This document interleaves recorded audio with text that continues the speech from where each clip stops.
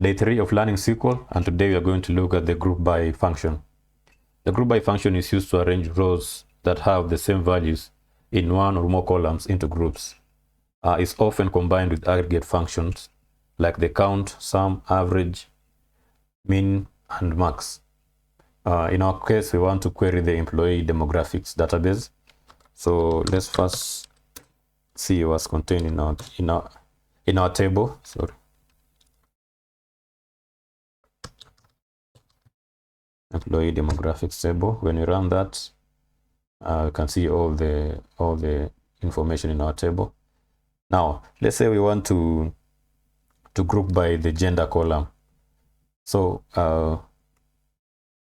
we'll have to select now the column. This is the gender, and down here we have to specify that we are grouping it by the gender column. So grouping by means now it combines all the rows in these columns into male and female. So when we run this, we can see it's grouped into female and male. Now let's say we want to find the average ages of female and males in this table. So that's where we introduce the aggregate function, average. The average age.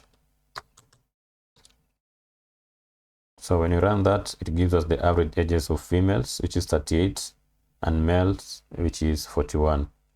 We might introduce another aggregate function. Let's say we want to find out the maximum age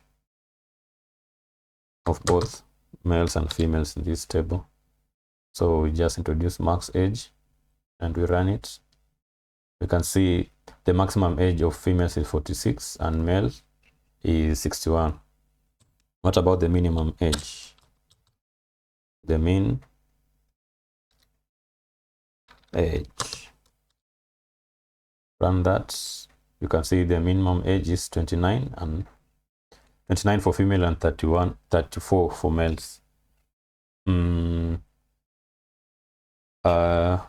Let's say we want to find out the number of rows in that column. We can say count.